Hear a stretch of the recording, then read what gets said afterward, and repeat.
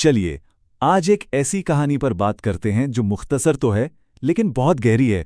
ये कहानी है उम्मीद की, कोशिश की और जिंदगी की सबसे बड़ी तब्दीली की।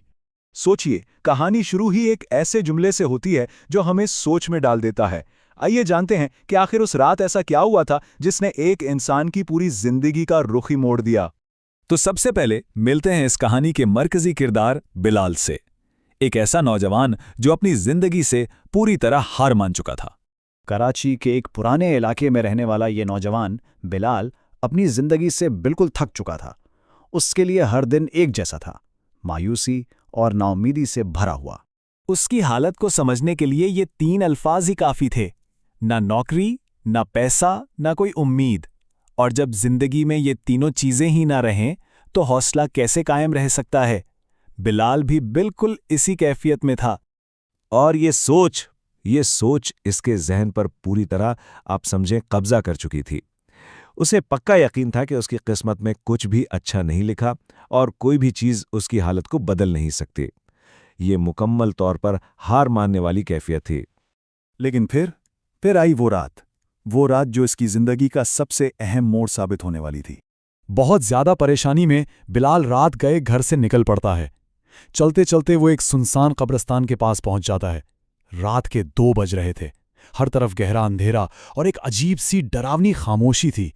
वो वहीं एक कब्र के पास बैठकर मायूसी से पूछता है, या अल्लाह, मेरी जिंदगी क्यों ऐसी है? और फिर उस गहरी खामोशी में उसे अपने पीछे किसी के आने की आहट सुनाई देती है। ऐसे सुनसान जगह पर इस वक्त ये आवाज ही खौफजदा करने के लिए काफी थी, है ना? बिलाल जैसे ही मुड़कर देखता है तो एक काले कपड़ों में मलबूस शख्स खड़ा होता है। बिलाल के पूछने पर कि तुम कौन हो, वो शख्स धीमी और पुरस्कार आवाज में कहता है, मैं वो हूं जो तुम बनने वाले हो। ये अल्फाज बिलाल के दिल में खौफ की एक लहर दौड़ा देते हैं। और अब वो राज खुलने वाला था जो बिलाल की सोच को हमेशा के लिए बदलने वाला था।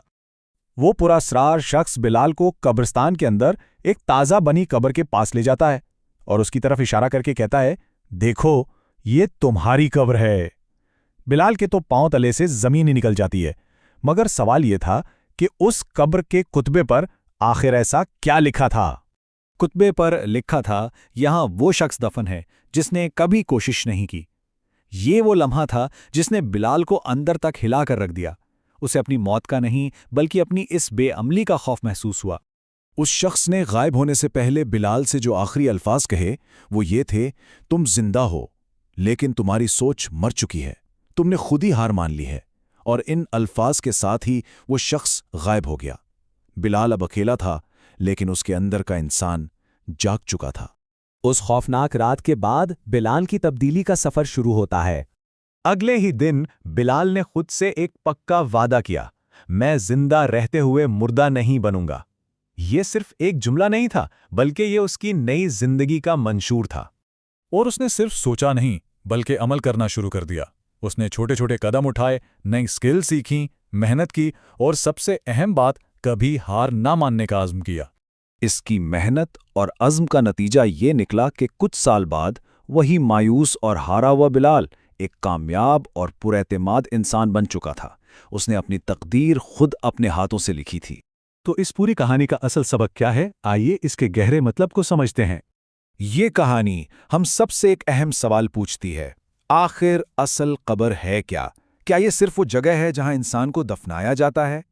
और उसका खूबसूरत जवाब यह है कि असल कब्र वो नहीं जहां जिस्म दफन होता है। असल कब्र तो वो है जहां इंसान अपनी हिम्मत, अपने हौसले और अपने ख्वाबों को जिंदा दफन कर देता है। जब इंसान कोशिश करना छोड़ देता है, वही उसकी असल मौत होती है।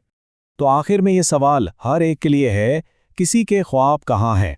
क्या वो जिंदा हैं और उनके लिए कोशिश की जा रही है, या उन्हें भी कहीं दफन कर दिया गया है? ये एक सोचने की बात है।